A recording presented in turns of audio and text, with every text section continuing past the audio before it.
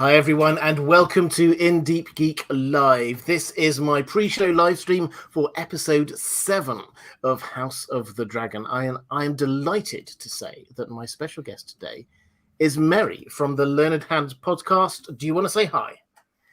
Hello. I'm Mary. I'm half of the Learned Hands podcast. My co-host Clint couldn't make it, but you can find our podcast anywhere you listen to podcasts, and you can find us running silly polls about the law on Twitter. The point of Learned Hands, or our spin, our brand, is that we are both lawyers, and we look at A Song of Ice and Fire, Fire and Blood, and now House of the Dragon from a legal perspective. So I'm really excited to be here today since there are so many burning legal questions in House of the Dragon right now. Absolutely, and we should say straight up, Mary is not my lawyer. Mary is not your lawyer, but Mary is a lawyer. So that's the basis of what we're doing here, and we take Westerosi law very seriously here. A few little things just to get out of the way before we get started. This is a charity stream. All of my pre-show live streams for both this and the Rings of Power are charity live streams. This is in aid of Alzheimer's care and research. If you have been affected by Alzheimer's in any way, either you or someone you love, you will know that this is a hugely important work, and it really it's one of the cruelest diseases that I know. So if you can afford it, please do donate. There should be a button wherever you are, whether you're watching this live now or watching it back a little bit later. There should be a button to donate. So thank you very much indeed. And the other thing to say before we get into it, book spoilers here are absolutely welcome. Show spoilers are not. So that's the general rule, is that if it's public domain, if it's in a trailer, if it's something the showrunners have said or something like that, absolutely fine. If it's in the books, absolutely fine, but there will be no other spoilers here. So let's just kick off just as a general thing. We're 6 episodes in. Mary, are you enjoying it? Do you like it? What do you think? I really love it, and I feel like it has gotten better as the season went along. I loved the pilot, and by episode 3, it just completely hit its stride to the point where, and I hate to be superlative, but I honestly feel like as where we are in this season, I think it's better than the first season of Game of Thrones at this point of Game of Thrones. So, yeah.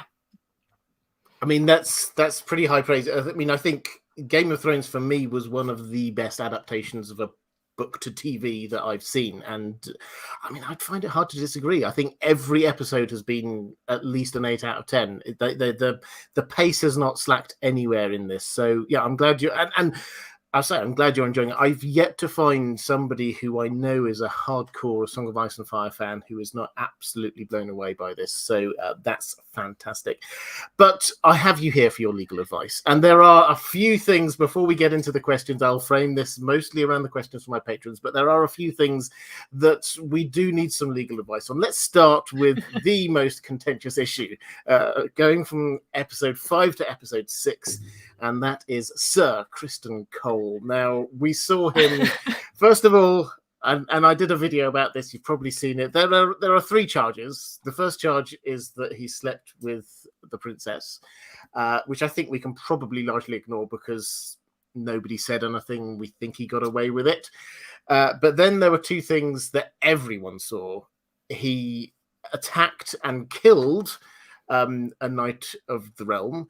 And then he also punched somebody who was the groom at his own wedding party, who was about to become or will soon become the prince consort. So when we skipped forward to the next episode, yes, it's 10 years later, so many things may have happened, but he seems to have got away scot-free. What do you think he had a case to answer there? What would you come up with as his defense lawyer? Oh gosh. Well, I'm not sure I would take that case. I don't know that I would take Criston Cole's case.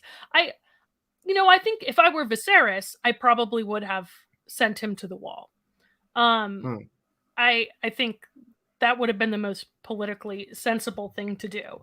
what he does, and kind of, I think we could term it a pardon, right? Effectively pardoning him from his crimes because of Alicent's pleas in his favor. I think it's pretty much the worst possible choice he could have made. Um, and the the reason is that the crime Kristen commits is an implicit threat to his heir, to Rhaenyra and her husband. And if one of Viserys' goals is to ensure the strong line of succession, to secure Rhaenyra's claim, the worst thing he can do is keep someone around, look past violence that is towards her husband. So I guess maybe I'm skipping the legal part of this, right? I think that one thing that you got, I think you did a great job with the technical legal analysis in your video. And it boils down to the fact that, like, look, this is an absolute monarchy, and whatever the king says goes.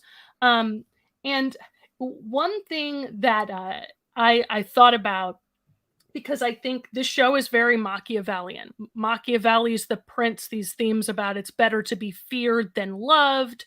That is something that runs through this show. And there's a great quote from the prince that really kind of hits the nail on the head for me about the issue with keeping Kristen around.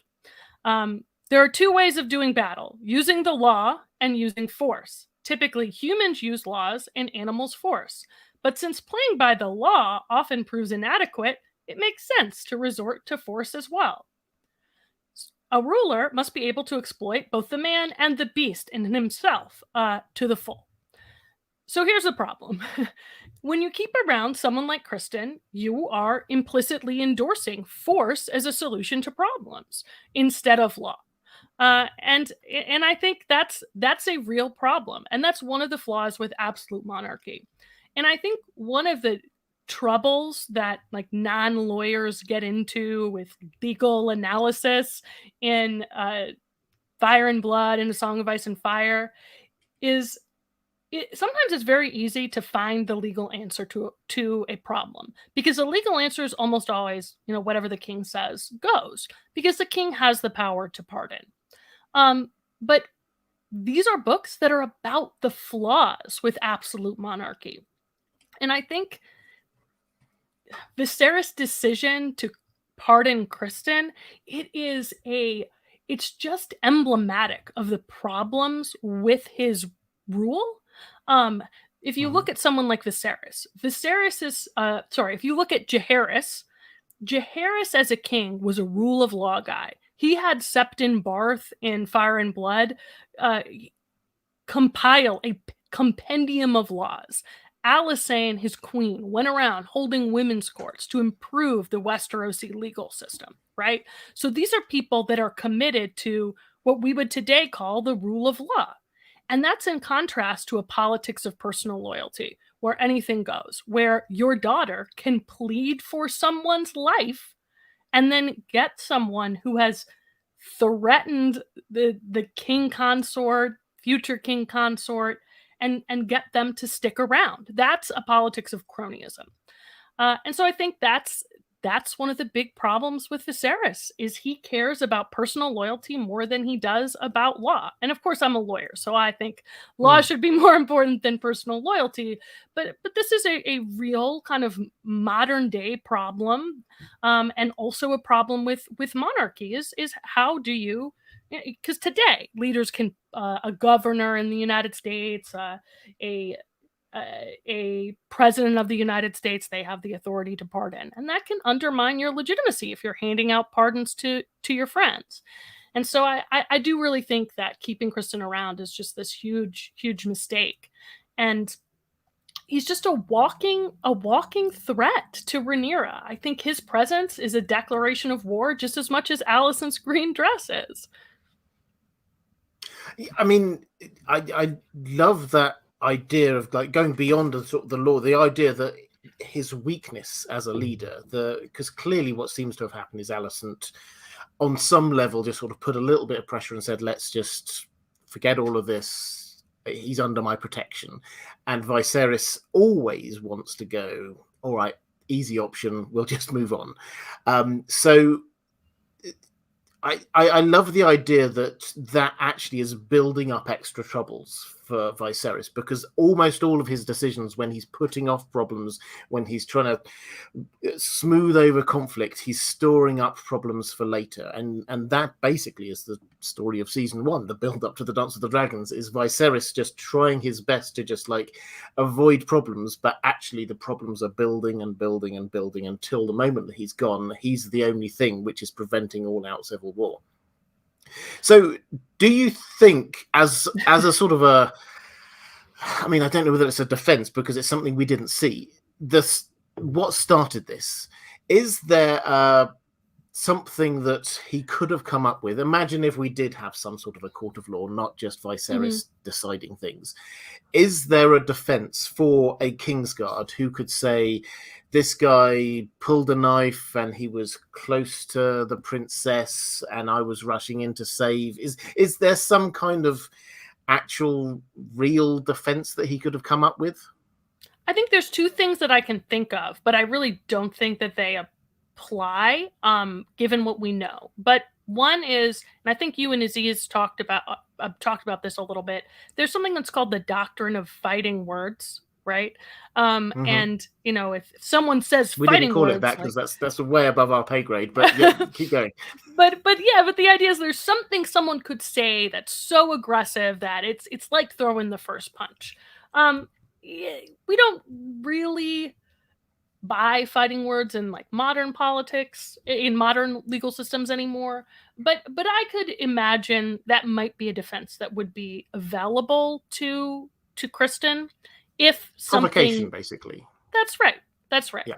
But the other thing is that in affirmative defense, that's what we call it in law. If your defense is, yeah, I did the thing, but it's okay that I did the thing, right? It's called an affirmative defense. And so he could have an affirmative defense of justification or necessity. And so he would say, look, my killing of this guy was justified because he was a threat to the person of the king or to someone. I don't see any real evidence in the way the shot is framed that that's what happened.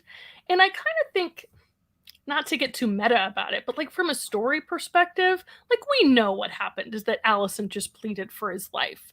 And I don't know that any of that really came into it. I think the guy just lost his head, which to me proves his unfitness to be a member of the Kingsguard.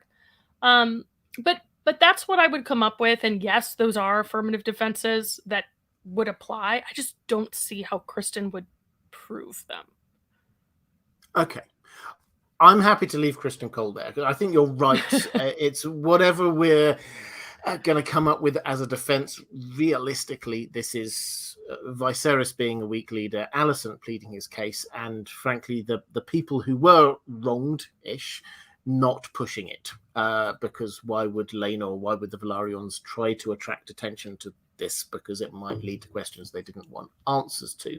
So I'm happy to leave that there. But there is a bigger question. The question which hangs over the entire series, which is that of succession. Now, I'm sort of tempted here just to say and go, because I know you must have many thoughts about this. But I deliberately I got in contact, so people know I got in contact with Mary and Clint right at the beginning of the season and said, when's the best time actually to have you guys on? And I think we agreed that once all of the sort of the evidence, if that's the right word, is there, that was the best time. So we can, without doing too much show spoilery stuff, we can now say we know the situation. We know that Rhaenyra has been named heir by Viserys. We know the question marks over the legitimacy of Rhaenyra's children.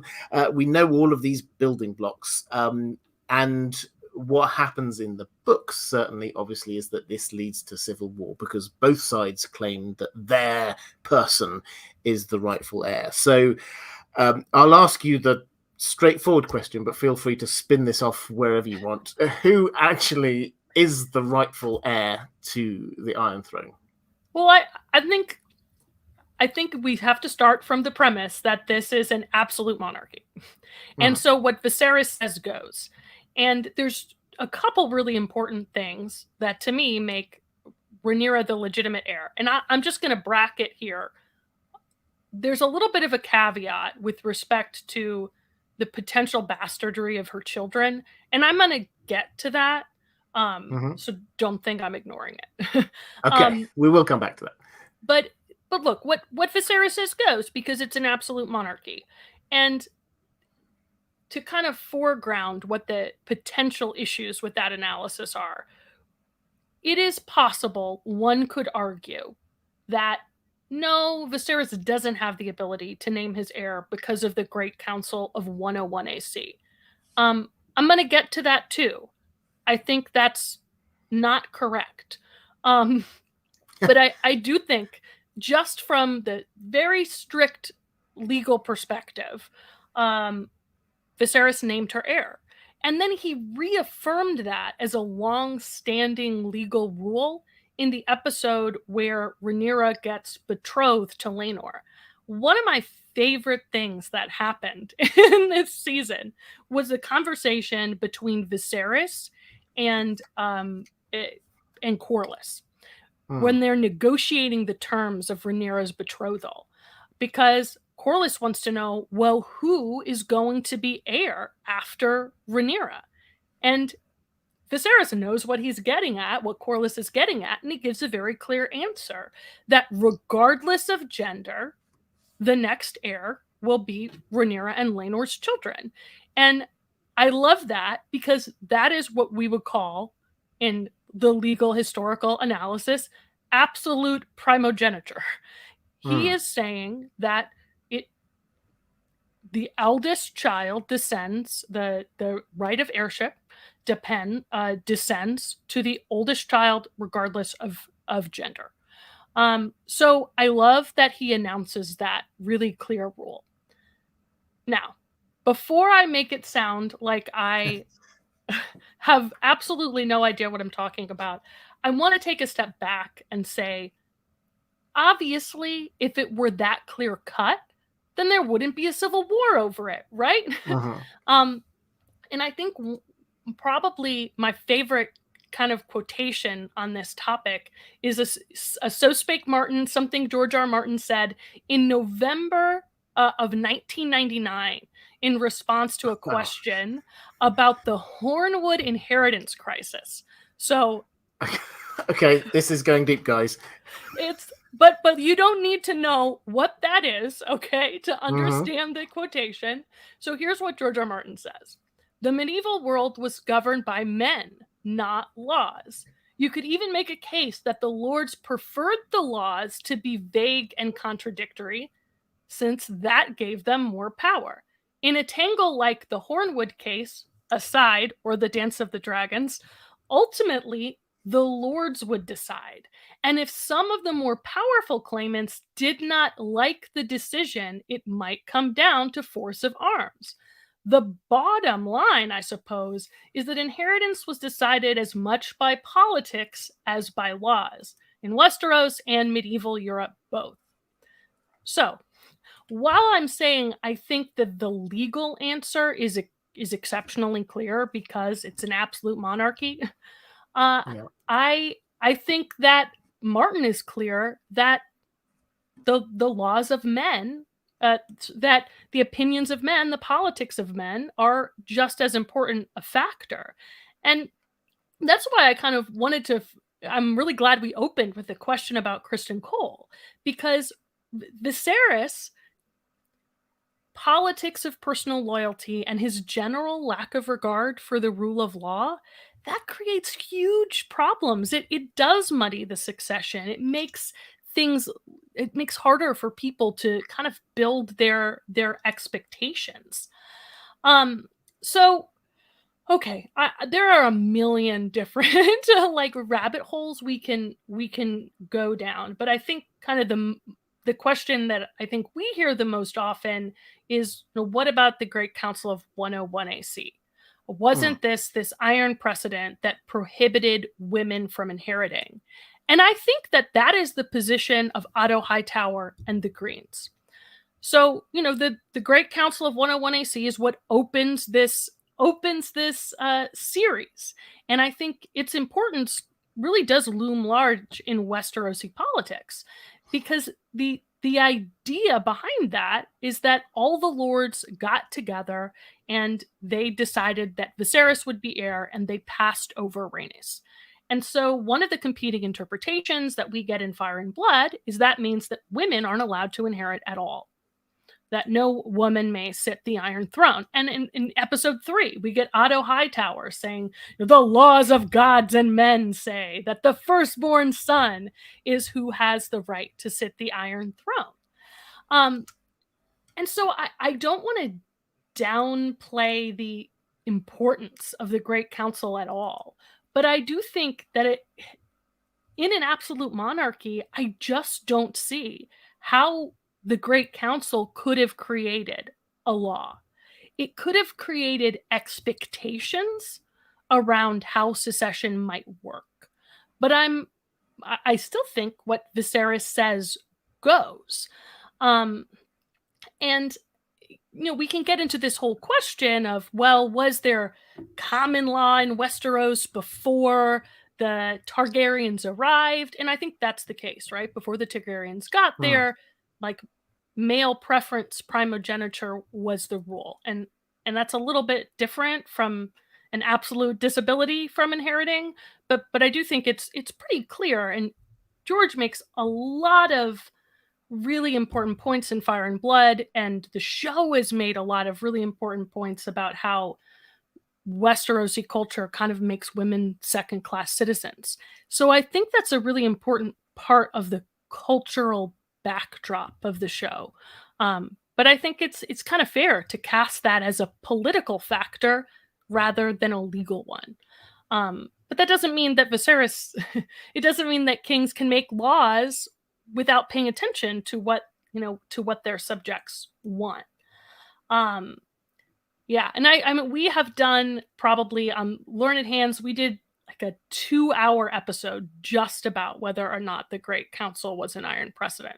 So if that's something you're interested in, I think that's our 10th episode, and we go in depth there. But I think that the Great Council really highlights for me that exactly what George R. Martin was getting at back in 1999, that a lot of these decisions are decided by politics rather than law. And so I do think that part of the reason that I'm hedging, even though I'm like very much team black, okay, is that I think it really does do a disservice to how we talk about the secession crisis to flatten it into something where there was a clear answer, and to say, well, either you support Rhaenyra's claim or you're a misogynist. I just don't think that's I don't think that's true at all. My background, I do what we call high stakes litigation. And it means that I'm constantly fighting over what the law is and how it should be applied. And why does that happen? It happens because the law is ambiguous. And my life is like teams of very smart people that are arguing opposite things. And to me, that's why the secession is like such a good example of a legal problem. And we watch the politics of this unfold throughout the series. Rhaenyra's not heir when she's born, right? It's Damon is heir apparent, and that's what creates the need to name Rhaenyra heir in the first place. And then Viserys decides to change that by naming Rhaenyra as heir to clarify the succession, which implies that obviously what he did changed the established law. So I don't know. I just love how fraught and contested of a problem this is. I mean, that's to sort of slightly cut you off there. I think what please. You've done is you've encapsulated the complexity of this. This isn't straightforward, I don't think. And you mentioned you did a 2-hour thing on that. There's a link down in the description now to your YouTube channel, Learned Hands YouTube channel, mainly a podcast though. I will put a link down there to the podcast after we've come off air. But I think my general take on the Great Council of 101 is it gained its authority and legitimacy from Jaehaerys, who called it and said, I will abide by what this says. If he then turned around and said, I'm not going to abide by this, then it wouldn't have mattered. And it only therefore gained its authority because the king said so, which means therefore it is the king's say-so on who becomes the heir, which means it is Viserys' say-so. Which does lead me to my one question. There was, and I can't remember which episode it was, 3, 4, something like that. There was a scene that I don't know if they're going to build on, but it was fascinating to me when you had Viserys there with Alicent, and he's had a few drinks by this point. It was the one where there was the hunt, and he's had a few drinks, and he starts just sort of like unloading himself, and he says, you know, I made Rhaenyra my heir because I thought I would never remarry. I thought she was the only child I would ever have. But now, obviously, I've remarried and now I've got a son. What if I got it wrong? And that's a really interesting, because this is something only Alicent heard, and she's not picked up on this since then. But what if something else comes from it? What if she then says in secret, he told me, actually, you know what, I changed my mind? Does that suddenly change the equation? Yeah, I think it's really interesting. And I had a big moment during that scene. I think it's by the fire in episode 3. And it makes a lot of Alicent's actions potentially a lot more justified, in my opinion, because she's I think that plants the seed of doubt in her head about whether or not Viserys really intended to name Rhaenyra his heir. Now, the counterpoint to that is that after that, in episode 3, Viserys does a ton more work to solidify Rhaenyra's position.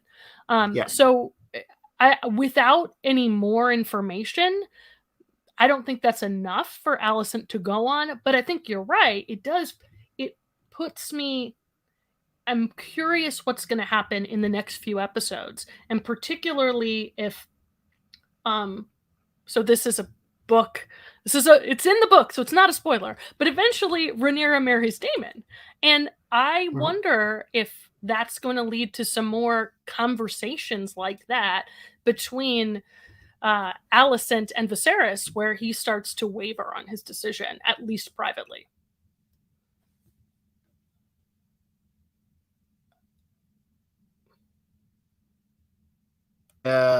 We can understand why Alicent took the step she did. Those are the two ways, because I'm personally convinced, leaving the lore aside for one moment, I'm personally convinced they will leave us in a situation where it's not as clear-cut as in the book. In the book, I can't think of anybody who's read the books who comes out saying, yeah, you know, the Greens were in the right. But I think on the show, we will be left, if not in a situation where we're going, well, maybe the Greens were right, maybe the Blacks were right. I think at least we will be in the position of going, I understand why Alicent took that approach. I understand why she did that. And part of that is fear for the lives of her children. That's been played up already, but perhaps there's going to be this extra, is this actually the right thing? Is this actually what Viserys would have wanted if only he had the strength of will to go down that route? Yeah, no, I think that's right. I think too that the strongest argument on the side of Team Green, it's something that I disagree with really strongly, but I do think that Team Green's sort of strongest method of challenging the secession legally is to challenge the legitimacy of Rhaenyra's children. And the reason I say that is because I think it's it's obviously the route that Alicent is trying to go. But I also think that it's framed as by Lionel Strong. I think it's framed as treason on the part of both Harwin and Rhaenyra for those children to have not been fathered by Laenor. That's what Lionel has that conversation with Harwin in episode 6, and it's just really obvious that Lionel, who we know used to be Master of Laws and is a smart guy and gives very good advice, I think he thinks that the lives of the children and the lives of potentially Harwin and the fate of Rhaenyra could all hang in the balance of this question of the legitimacy of these kids. So I think that's probably Alicent's strongest method of like attacking the children. Attacking Rhaenyra's claim. But does that, so again, sorry to interrupt, but does that impact on her claim? Because this is a thing that often comes back around, is that, okay, maybe her children aren't legitimate children, but Viserys didn't name her children as like in the line of succession. He just named her as heir. Does it actually affect the succession whether or not her children are legitimate? Yeah, I think if she committed treason, which I don't agree that it is treason for Rhaenyra to have bedded Harwin Strong. I really strongly disagree with that. But I think that Alicent thinks so. And if that was the case, and if she could prove that treason, then I think committing treason means you don't get to be the heir anymore. I also think that at this point in the story, Viserys is still alive. And so Alicent's argument is not about, Alicent's arguments about Rhaenyra are going to be, she's not fit to be heir. You need to name someone else. Change your mind. And so those are political arguments as much as they are legal ones. So I think that there's two different ways to come at it. But I also just, I think that that's set up to be an extremely unfair dichotomy. And I think that there's a lot of kind of ugly discussion sometimes about, oh, well, Rhaenyra's unfit because she had these, quote, bastard children. And I think it's really worth unpacking that legally. So one, like under modern law, if you're married and your spouse claims your child, then the legitimacy is not an issue anymore. That's kind of the modern perspective on that issue. In Westeros, it's a little bit more unclear, right? Because if the question of like bastardry comes up, then technically that person would be disabled from inheriting unless the king legitimizes you. And we know this from A Game of Thrones and A Song of Ice and Fire. But that doesn't mean, I think as you pointed out before, neither of those mean that Rhaenyra is not fit to be heir. And gosh, I think this is another video that you and Aziz did together. You made this really excellent point about Aegon and Rhaenys, original Rhaenys. And the fact that, well, what if those children are not actually Aegon's? And I think that's interesting because I think that's sort of a historical precedent among Targaryens that what matters is the Targaryen line, the fact that Rhaenyra is Targaryen and she's passing the Targaryen line along. And so I think that makes her, I think that undermines that argument as well.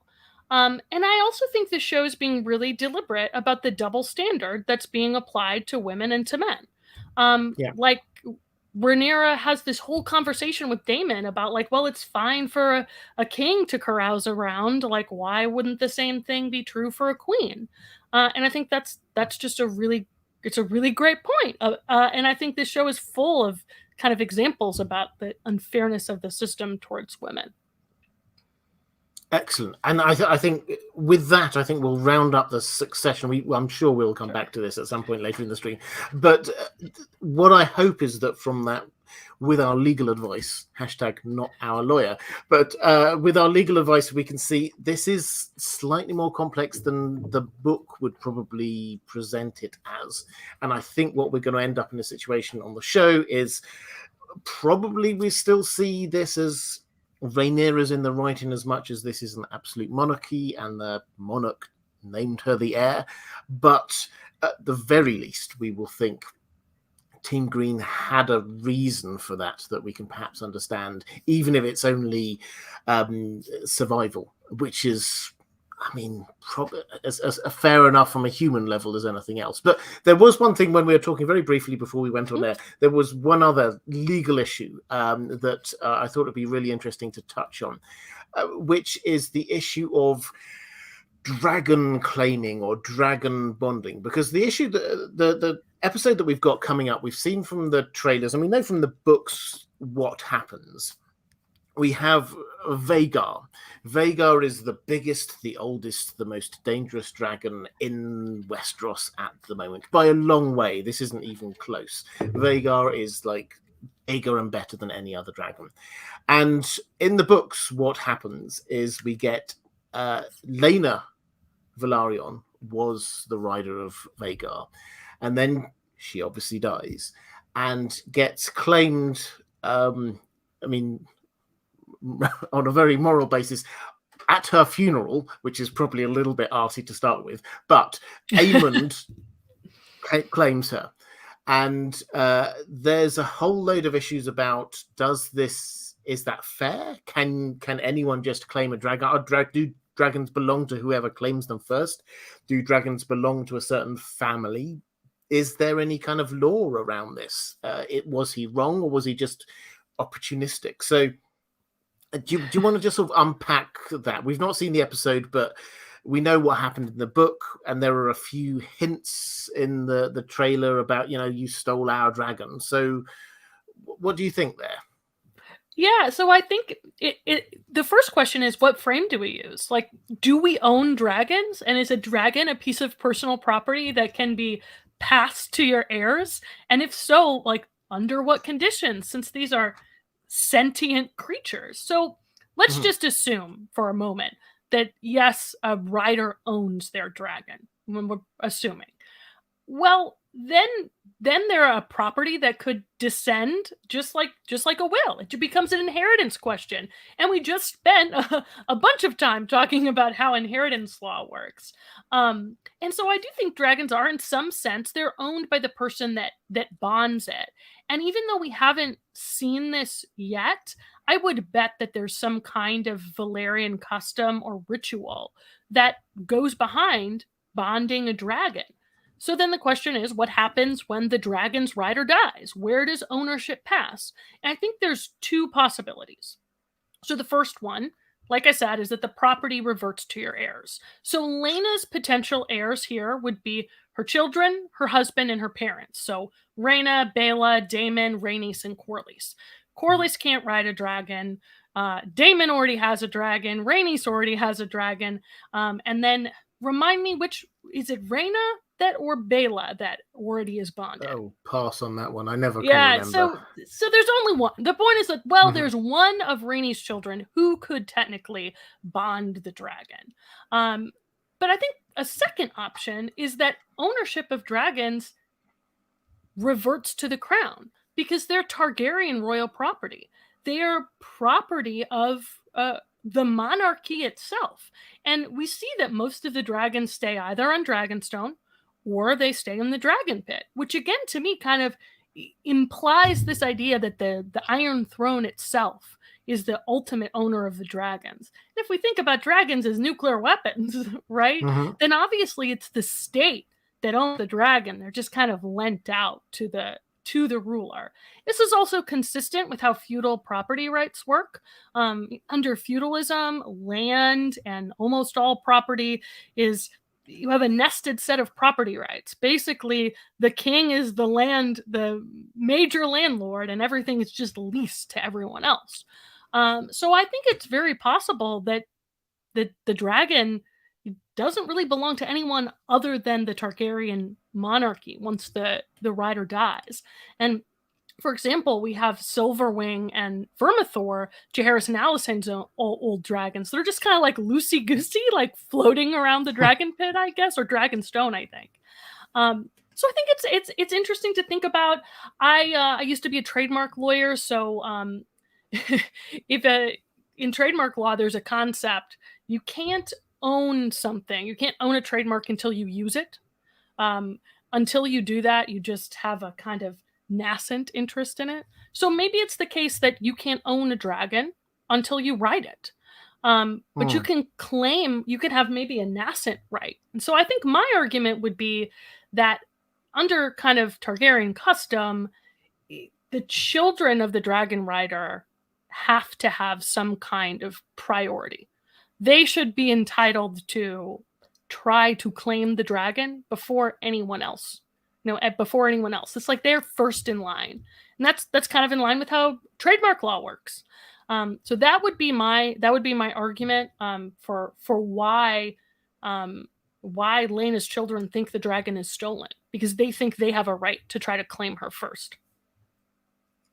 So there you have it. Dragons are like trademarks. I'd not thought about it like that, but I mean, my take was always dragons are just, they're their own property. They don't belong to anyone, and they sort of revert back to being up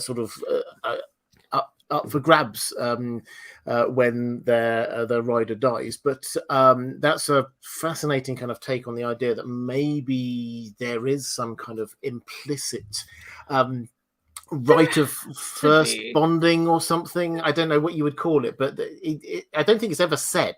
This is why there's a discussion, and it's whether there is some kind of understanding there that is implied, I think, by this "he stole our dragon" kind of thing, is that it's felt the dragon becomes a part of the family.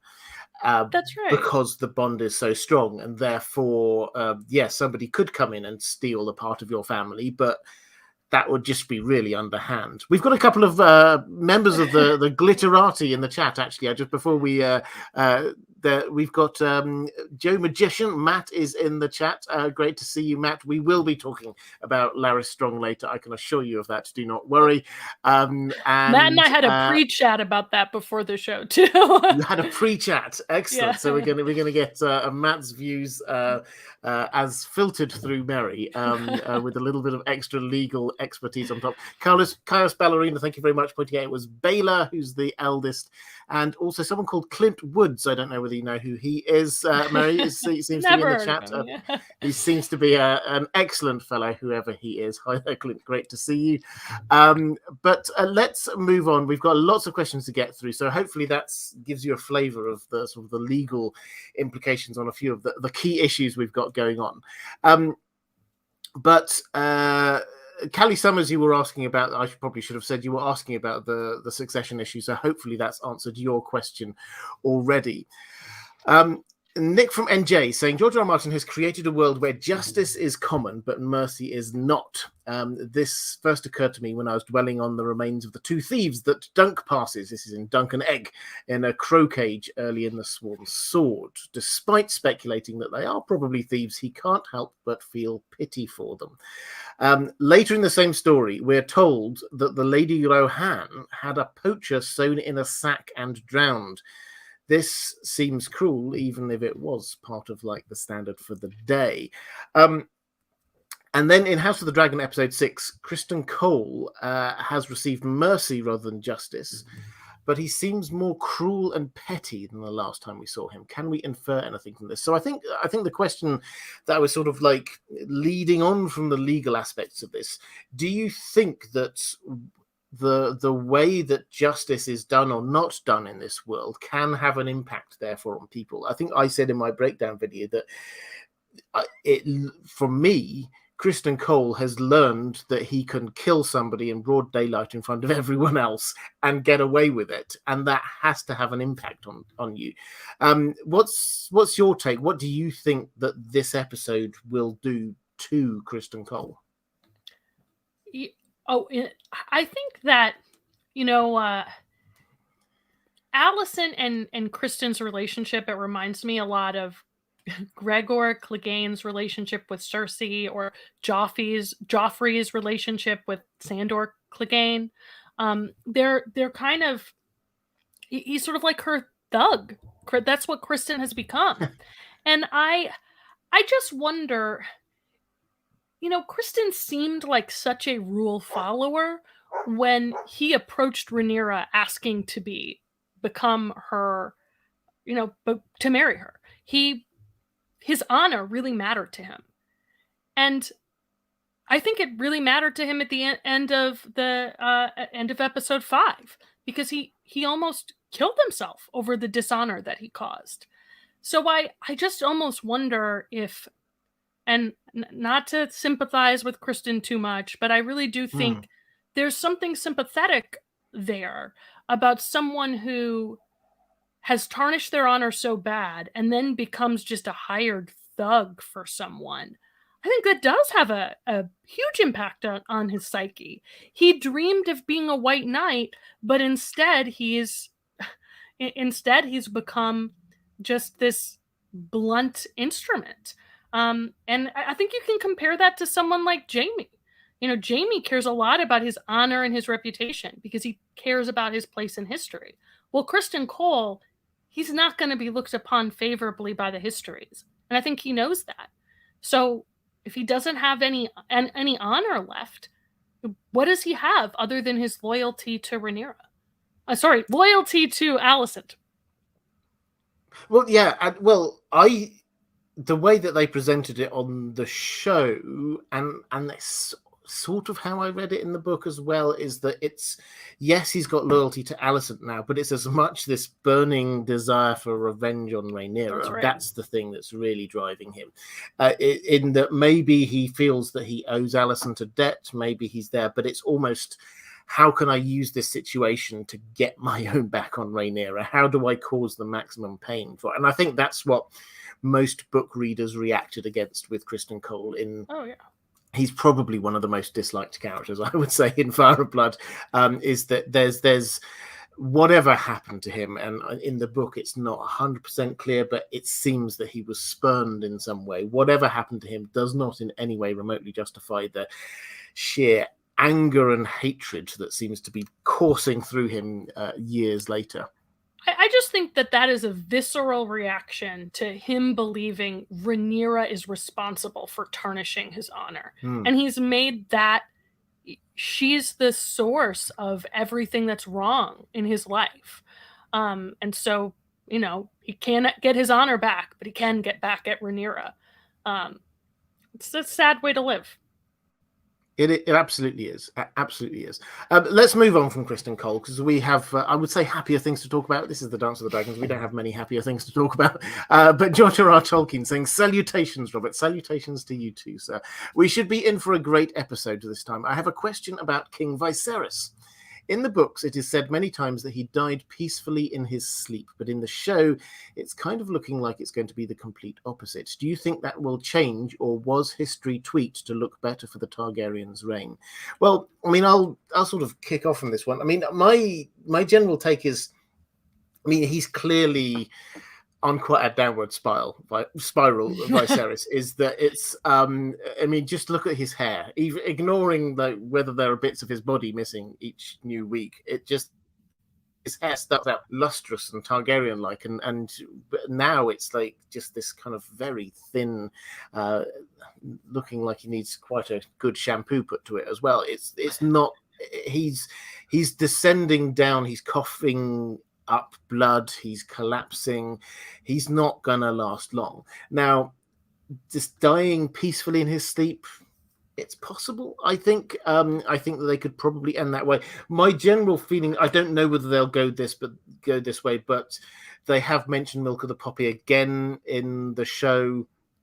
I have a feeling that's where they will take this, is that if he does get to this position where he's very ill, then it kind of makes sense for the Maesters to be feeding him Milk of the Poppy, and then that will look like a nice, relaxed, happy sleep. The question that can then lead to death, but the question I think then is, how far do you want to go down the Maester conspiracy route? Because the people who are dispensing this are clearly going to be the Maesters, and there's the link across to the High Towers.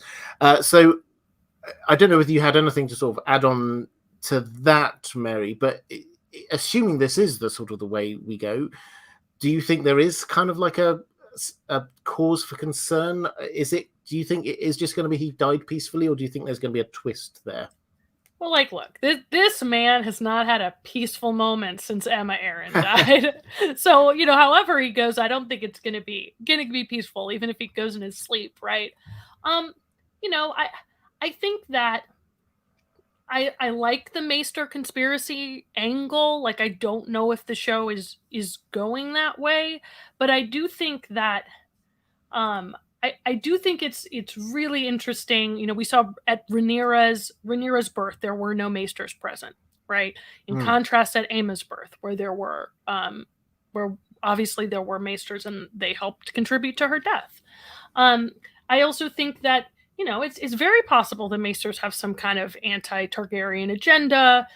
The Hightowers obviously have their own set of political agenda going on. Yes, they could be tied with the Hightowers, but I also just think, gosh, Alicent could have some personal reasons for wanting that guy dead too. It seems like their relationship, although it began as kind of look, I mean, Alicent was forced on this guy, but it began as kind of sweet in some ways. But it's clear that there's a ton of bitterness between the two of them now, and so I mean, maybe Alicent is the one instigating his death because and Otto, because they know Rhaenyra is on Dragonstone and they want to make sure that he dies at a time when Rhaenyra is totally off the table. I don't know exactly how it's going to go, but given how the show has gone and how much we're seeing this relationship between Alicent and Viserys being portrayed as just like this man is calling her in the middle of the night as a booty call to try to make more heirs when she's saying no. Like, it's not good. It's not healthy. So I wouldn't be surprised. And I'm not a big Alicent fan. Like, I mean, I love what they're doing with her character. So I think it would be interesting to have her off him for personal reasons. I think that would work. I think it would, to the extent as well that in the book we have this situation where he dies and then they try to make the best of the timing. But clearly they will have known that he was about to die. He was not going to be in the best of health. And so it's a matter of, could they then choose that moment for whenever it was the best for them for whatever reason? Maybe. The only thing I have against that on the show is that I think that they are going to want to leave us with this idea of maybe we should have some sympathy with their cause, and if they are outright killing the king in order to try and get their person on the throne, then I think that makes that a whole lot harder to kind of like swallow their argument. I just kind of wonder if we might really what I would like to see is just really relating to Alicent in the moment of her killing Viserys. Like, maybe he does something. I don't know, because I could imagine there being some kind of situation where we actually have empathy for her, or maybe she puts him out of his misery, right? Maybe it's a kind of like an assisted suicide thing. Who knows? I think I agree with you that there'll be some complexity to it. I also think one possibility is that there's been a couple moments in the show, like, for example, with whether or not Damon said actually said air for a day in the brothel. I think it's possible that we'll know the context, but we won't see it happen. And I loved the way they did that, actually. It was like a nod to the book to take a step back and allow us, the viewer, the reader, to make up our own minds about what happened. We can see all of the build-up, but then just pan away at one moment. And they could have overused that trick. They haven't, thankfully. But just for that one moment to just let us come to our own conclusions. Clint in the chat is remotely offering us some extra help, saying could also be a situation with Larys and burning the Strongs at Harrenhal. She could hit him with a "Will no one rid me of this meddlesome king?" and he'll do it, which is a really interesting idea. It's for those who missed this. This is a historical reference. Will no one rid me of this troublesome priest? Back in English history, the king goes about the Archbishop of Canterbury in England, who was at the time being a little bit of a pain in the neck, for all the best reasons, obviously, and said, "Will no one rid me of this troublesome priest?" And some knights happened to be hanging around going, "Aha! He wants us to go off and kill him." So they killed the Archbishop and came back, and it's just like, "But I never told you to kill him. It's not my fault." And that was what they were echoing in the Alicent and Larys Harrenhal thing. Clint here is suggesting maybe they'll do that again. Maybe there will be this kind of situation, particularly, and we'll get onto Larys in just 1 second. If she says something like, "Oh, if only he would just die tonight, then it would be a whole lot easier." And then Larys goes, "Oh, you want him dead tonight, do you?" And then he goes off and does his weird Larys thing. So, yeah, I think that's a really interesting idea, Clint. Thank you for that one. Before we get on to Larys, I've got one other question. 444 saying, is Helaena Targaryen a dragon dreamer? When Aemond shouted to Alicent that he wanted a dragon too, she said something like, "You need to close one eye." Now, this is something for book readers, because book readers know that what happened in the book is Aemond did get a dragon, and in getting that dragon, he lost an eye. Obviously, nobody pays any attention to Helaena, and Helaena as a book character comes across as quite soft, weak. People don't pay huge amounts of attention to her. So I love this idea that she might be another dragon dreamer, but in a kind of a Cassandra way, that she always speaks the truth and nobody even pays the blind bit of notice to her, just ignores her. What's your take? Do you think that can't have been an accident that they did that? Do you think she is a dragon dreamer? Yeah, absolutely. I was live tweeting the episode, and as soon as she said, he'll have to close one eye, I just like live tweeted, "Helena's a dreamer" in all caps. And I love that. I thought it was like the good version of fan service. And I think I'm ready to overanalyze her every word. I think that's going to be a fun little nugget for book readers. I'm really curious about there's that other line about there's the no legs in the ring that she says before. And I think it's gonna be fun to play with what she has to say. And I think she absolutely is a dreamer. I think that the show, it's a really good choice on the part of the show because they established Viserys as a dreamer. And as we know, Viserys isn't long for this world. And so we're going to get to continue that plot thread that they develop with Viserys, I think, through Helaena. And that's going to add this fun, magical element. I love it. Yeah, absolutely. And Jonathan Garza in the chat just saying, Helaena rides Dreamfire. Which I don't know whether that's a deliberate link, but yeah, that's a great little spot there. Thank you very much for that. But let's talk about our man Larys. I think Joe Magician is still in the chat, and I will do the obligatory. If you want to know about how strong, there is only one person to go to, and that is Joe Magician. Please do check out his videos. I'm sure somebody there in the chat, one of the moderators, will do a link. So hat tip to Matt, who's been banging the strong drum, if that's the right way of saying it, for quite some time now. And also, while I think of it, moderators, thank you so much. You are the best in the business. If you're watching this live, if you're in the chat, the moderators do a fantastic job stopping spoilers and also keeping this a positive, safe space for everyone. So thank you very much. If you are there, please do show the moderators a little bit of love. But let's talk about Larys. I've got a lot of questions. They're all quite linked, so I'll just sort of rattle off a couple of them first.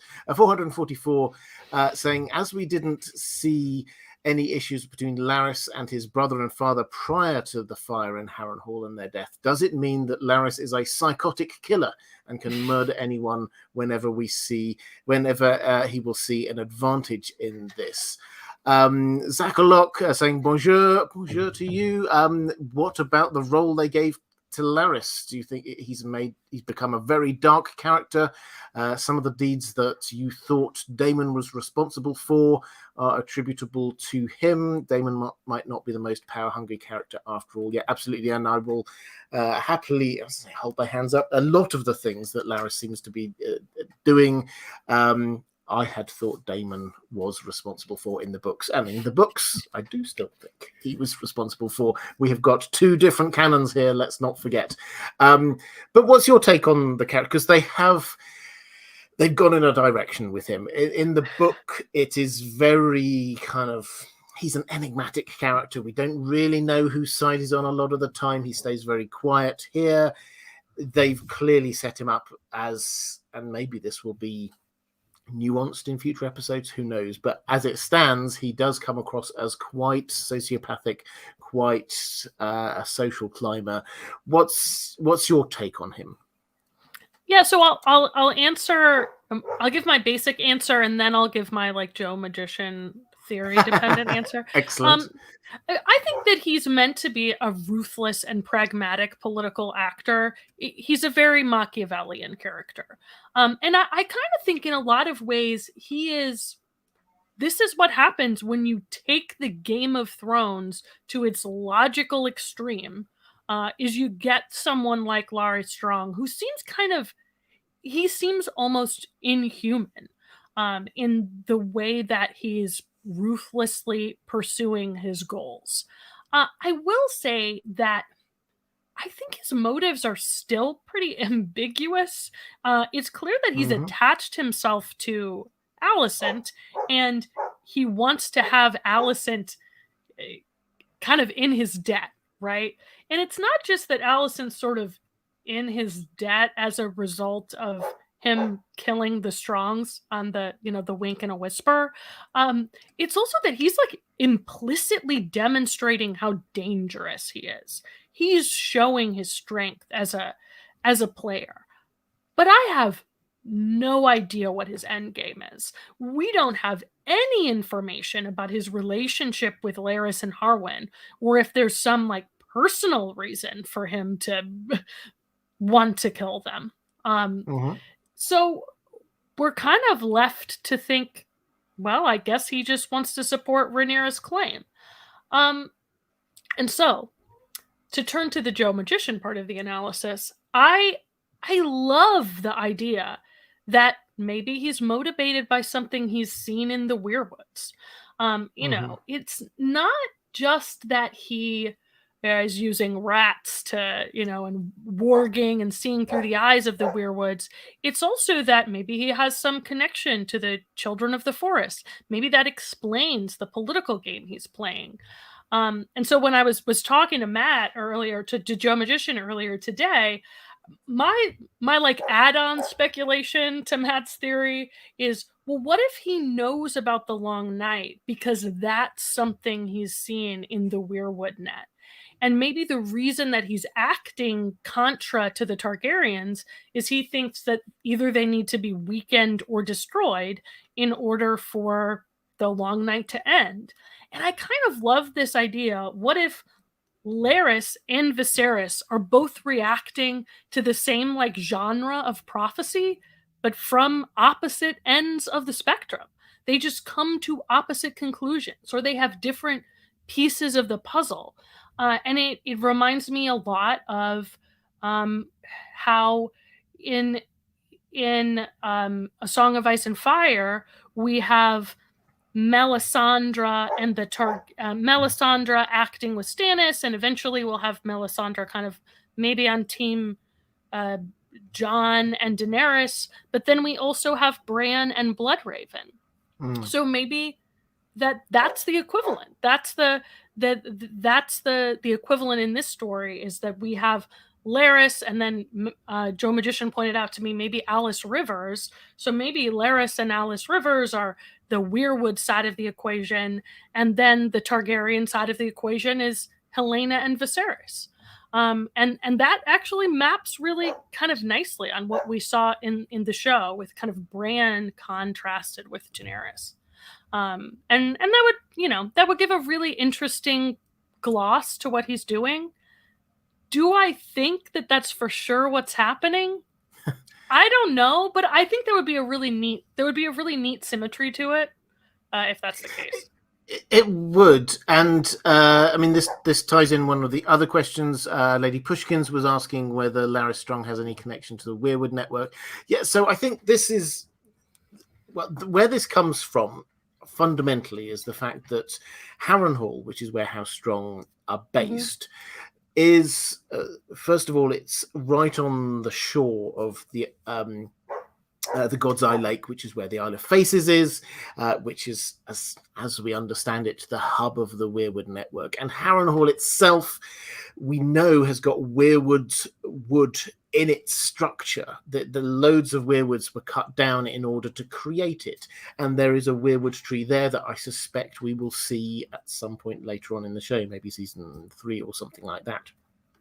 So there is a link across there, and House Strong are probably a First Men house as well. So there's a sort of a possible link. The other thing to say is that weirwood tree in King's Landing is everywhere. It's in every episode. It's witnessing all of these top secret conversations. I mean, maybe they just thought, hey, it would be really cool to have a weirwood tree here, and we can keep this for all of the different things that we're going to be doing in the future. We've now got the set, we're staying here for a while. Maybe it's a really practical reason like that. But they are keeping it so central. There's one shot in particular when you get Larys and Alicent talking, and the two of them are like that, and in the middle is the face from the weirwood tree, and it's just so on the nose, is that, yeah, the weirwood tree is at the center of all of this. So it feels like they're trying to tell us something. The only thing I wonder is whether they're going to actually tell us something, or just leave it as a possibility for us to chew over. Let's go to, I think I had one more question from about Larys. James Horner saying, do you think that the showrunners deliberately made it be Larys, given that most of the fandom believe it was Damon, or do you think it came from George R.R. Martin that this was him? I mean, I don't think we've got any particular. Well, we certainly haven't had a George R.R. Martin say, yes, this came from me. But one thing that's emerged from the Aziz and History of Westeros, who I think might have just been in the chat a moment ago. If so, Aziz, hi, good to see you. They did a couple of interviews, one with George R. Martin, then followed that up with Ryan Congle, the showrunner. And it became apparent how this kind of process has worked, which is that the showrunners are in charge. This is their baby, but they have a good relationship with George R.R. Martin, which means that everything, the big things, are being run past George R.R. Martin. Now, he's not got a veto. He's not got the executive authority to say, no, you cannot do that. But Ryan Congle cares about this and is not going to do something, I suspect, from what we've heard, not going to do something that George R.R. Martin says, no, absolutely not. So I think he seems happy. George R. Martin is clearly okay with the idea that this was Larys who did it. I think my book canon is still that this was Damon. My book canon is still that the coincidence of deaths was just too much, that we should have Damon's wife die, and then Rhaenyra's husband die, and then Rhaenyra's lover die, all in the same year. It just seems too much for me, and he seems to be the person who benefits from it the most. But that's just my take. Is anything else? Go on. Oh, I just want to add really quickly, because, you know, I have one of my favorite parts about Aziz's interview with George R. Martin was that George R. Martin was like, one of the things I really liked about writing Fire and Blood was that I didn't have to pick what the ending was. Like, I could tell a story and leave it Yeah. ambiguous as to which, way it went. And so I think on some level what's interesting about this show as an adaptation of Fire and Blood is that I think George R. Martin maybe didn't know. Like he hadn't decided if it was Damon that did this or which version of events was true. And I think that's a really fun it's kind of a fun way to look at it, because I think for some of these things that we're seeing, yes, there's a show canon answer, but there will never be a book canon answer, or at least there isn't a book canon answer yet. Yeah, I think I would agree with that. And I think he's happy for the show to come up with its own canon, as long as it's not obviously ridiculously different from what he's said before. I said at the beginning of this stream, this is a charity live stream. We are quite close now to $4,500. This is what I've been raising through the season. So if you are enjoying this stream, the way I would love you to show your appreciation, super chats are turned off. So the way I would love you to show your appreciation, if you are able, is to donate to Alzheimer's Care and Research. It is an incredibly important cause. So if you do have the spare money, I would very, very much appreciate you do that. If we can get this over 4,500 during the stream, I would like that a lot. But let's move on to a question from Diego Godoy saying, "Hola, Robert. Hola. It's not clear to me if Daeron, the fourth son of Viserys and Alicent, is present on the show. Will he appear in later episodes or seasons?" Well, I mean, I think my understanding, unless Mary, you've heard any different, is that he's not going to be appearing in this. In the book, definitely he goes down. He's a squire, I think it is, down in Old Town to the High Towers, and he's very young, and he doesn't really make much of an impact or appearance until we actually get to Civil War. So my understanding is season 1, he's not going to be appearing, but he may well be appearing he should be appearing from season 2. Jacob Wells saying, "Hey Robert, I recently wrote a script for my first YouTube video." Well, do share it when you've finished it. I love to support new and small YouTubers. Saying, "I based it off of the question, what did Laena Velaryon mean when she said at the end, 'I want to die a dragon rider's death'? I compared the statement to the deaths of Jaehaerys I, his eldest son Aemon, and Rhaenys from the Conquest. What do you think she meant?" I mean, it's an interesting one. I mean, dying a dragon rider's death, she clearly interpreted as by fire. But what's your take? I mean, there's clearly a tragedy there. I found it quite a moving scene. But what's your take on what she meant when she was saying wanting to die a dragon rider's death? I think it's kind of the equivalent of a Viking saying that they want to go to Valhalla. She wants to die in battle. And I think that, we know from the show gives us this lovely kind of some lovely scenes that imply that Laena and Rhaenyra are close. And I think part of the reason is they're very similar people. They are Laena and Rhaenyra, I think Laena and Rhaenyra, I think both of them would say they would rather die in battle than in the birthing bed. Because that's where they view the glory as being. And I think that's part of the reason Damon's so attracted to Laena, is because he reminds her of Rhaenyra. And so I think that when she said she wants a dragon rider's death, I mean, she wants battle and glory. She wants to go out on her dragon in fire and blood.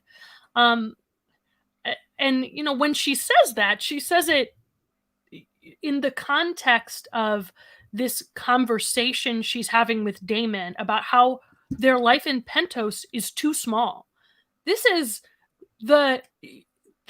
a woman who, as a child, claimed the world's biggest dragon, and she's living a life that's too small for her ambition.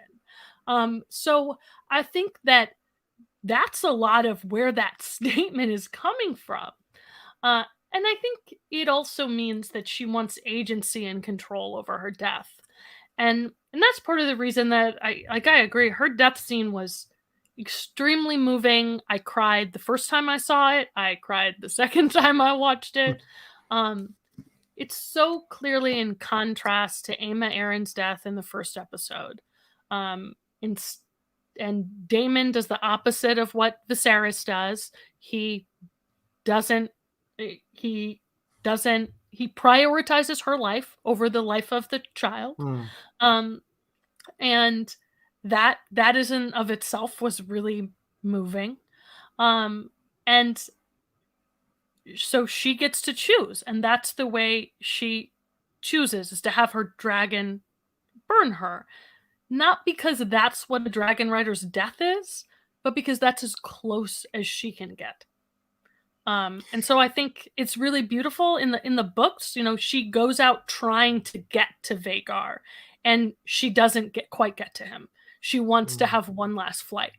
And so I thought this was a really neat way to honor her character and give her agency over her death.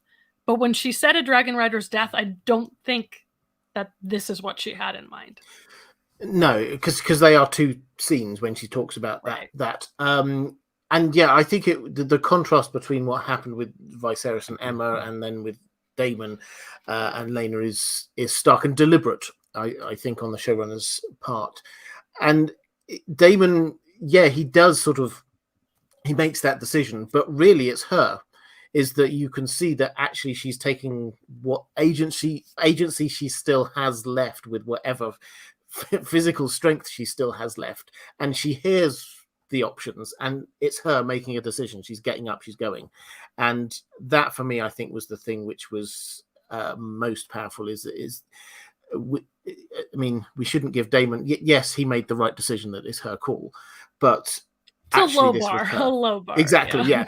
But this was her and her decision to choose the manner of her own death. But yeah, I just feel, and I'm sure many others did, is that Laena, I just wanted more.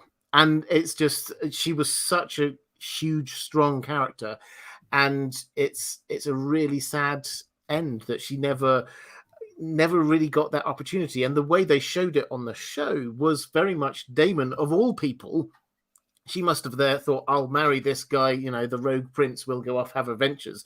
Of all people, he's the guy saying, yeah, you know what, I quite like it here in this nice place with the library, and we'll just sort of settle down and raise a family, and it'll be okay here. And then she's the one going, well, hang on a moment, I want to have adventures, I want to do stuff, I want to be seeing the world. So that showed us both her character and also really interesting twist on his character, that what happened in the previous episode clearly impacted him to the extent that he just wanted to just have no more of it. Yeah, I think, you know, one thing about it too is that the show has made this deliberate analogy between, you know, a woman's birthing bed is her battlefield. And I think that one of the reasons the show does such a good job is it's being really nuanced about that, because here Laena doesn't think that birthing bed is her battlefield. She wants to go out in a blaze of glory. She doesn't want to go out like in the birthing bed. And I think that's a really important part of the context of that analogy.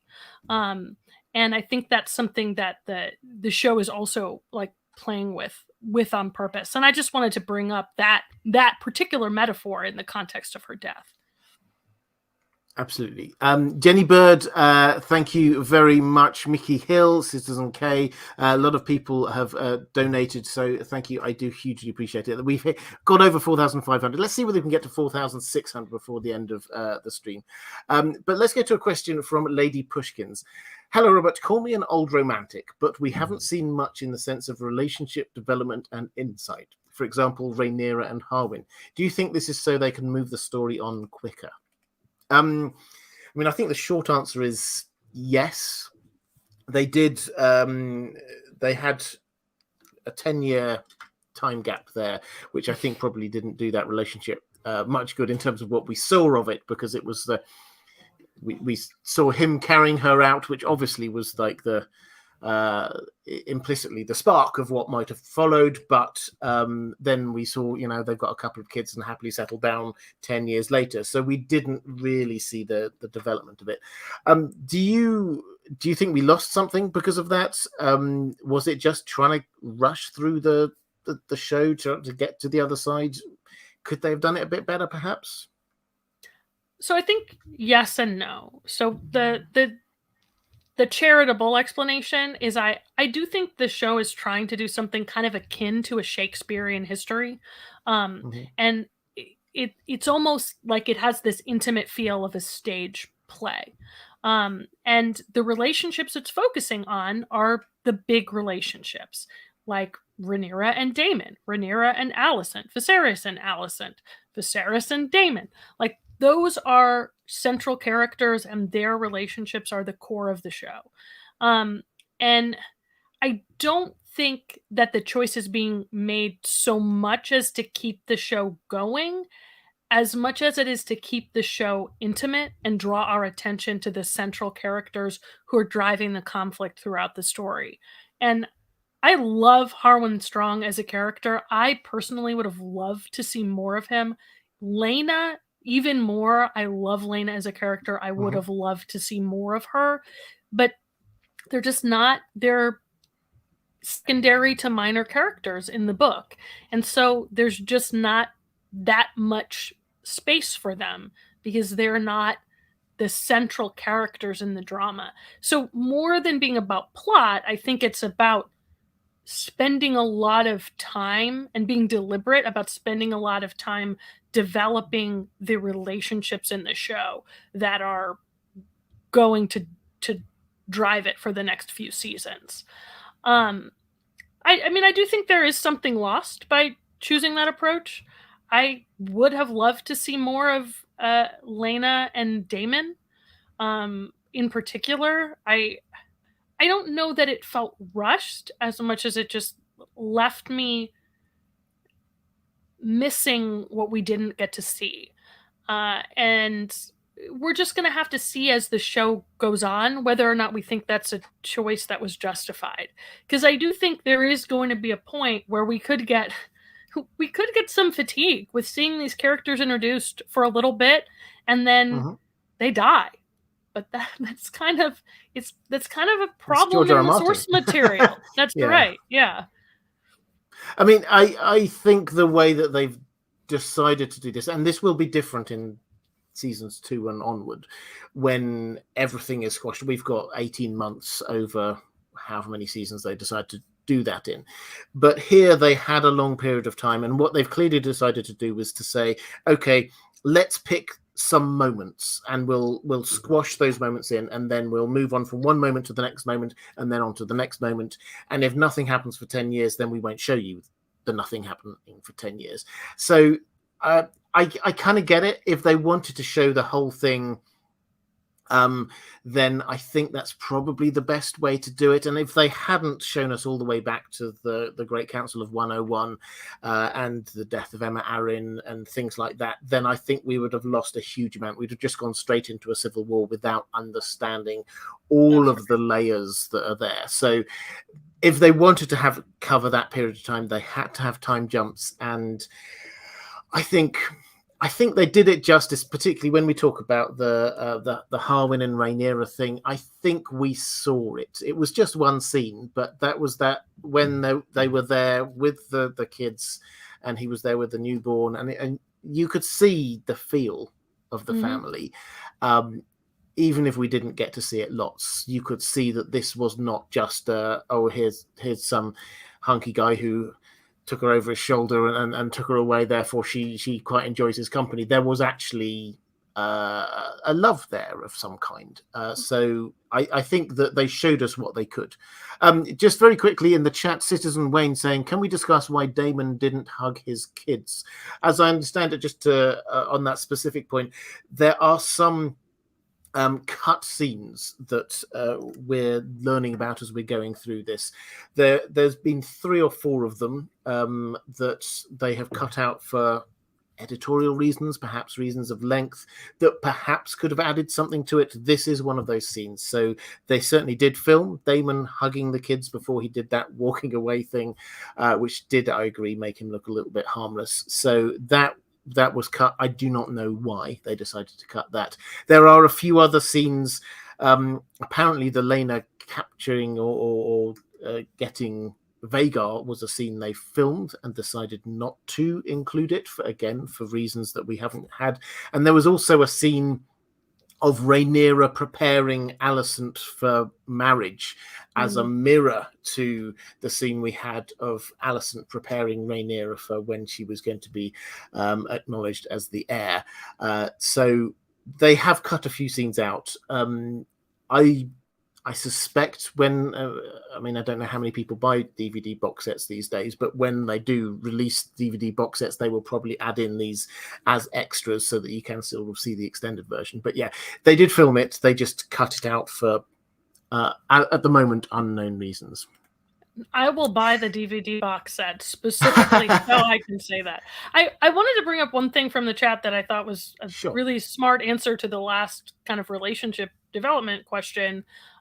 This is J Ham said, it's a generational story, so I can understand the time jumps. And I think that's a really important point. Is this is a story about a generational conflict. It's about how parents are manipulating and or influencing their kids into these conflicts. There was a really great article that came out after the end of Game of Thrones that talked about how when Game of Thrones was at its best, it used sociological storytelling instead of just being about characters. It was about society and about how societal structures like patriarchy influence people to act in certain ways, like monarchy, for example. And I think that's actually a really big strength of House of the Dragon, that it's setting up these generational and sociological stories about monarchy in Westeros. So I thought that was a really good point, and I do think that is part of the reason that they're moving through some of these points. It's just a different kind of storytelling. Yes, agreed. Question from Mimi K-Cat saying, I hope you're doing well, Robert. I am. Thank you very much. Why aren't any of Rhaenyra's children's hair silver or blonde like their mother? Is it only for plot purposes that their hair is the Strong's color? Well, this is an interesting one. Is it only for plot purposes? Yes-ish, I guess, is probably my honest answer on this one. George R. R. Martin has... It's a George R. R. Martin trope that hair color matters a lot. This was clearly a huge issue in book 1, season 1 of Game of Thrones, when Ned's going through the big book of hair colors and books, and all of the ponderous tome.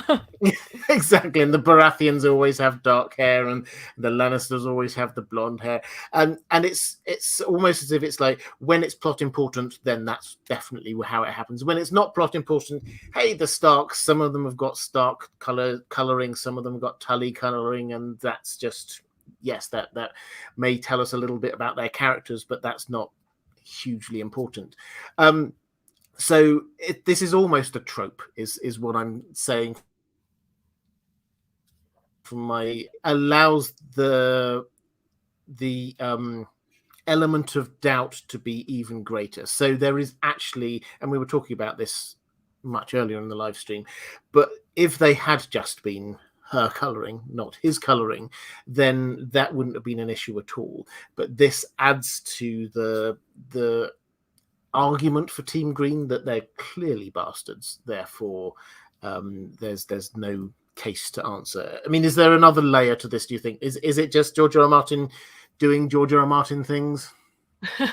Well, one thing, Rhaenys, isn't her hair in the book like black with a white streak, or brown with a white streak? Yeah.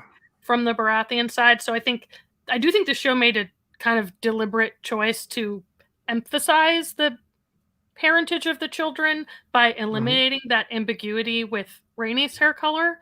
And I just think that's worth bringing up, because actually the show has taken this a step further even than George R. R. Martin did in Fire and Blood. But yeah, I mean, I do think that it's a very strong strong theme Yeah. that these first men houses like the Starks, like the Strongs, have this like dominant dark hair color. That's why Jon Snow is a Targaryen, but he has dark colored hair. And so yeah, I think it's a little storytelling device George uses as like a wink wink to the reader. I will say this: I have two kids. One has brown hair and one has bright red hair, and they have the same father. You know what I mean? Like hair color just sometimes comes out differently. And I think the show did kind of try to bring up again. They brought up that point when Viserys told that story about the silver stallion. So I mean, I think there's a little bit of there's a little bit of playing around there, but yeah, I think it's definitely a trope, a storytelling device. I think that's the right way to put it. Yeah, I think that's fair. I mean, it's not like beyond the realms of possibility in any way, shape, or form. It's just this is a thing George R. R. Martin likes to do. Creative Branches saying, "Hello, good sir. How do you imagine Aegon's prophecy about the coming winter will influence Rhaenyra and Damon's decisions this season?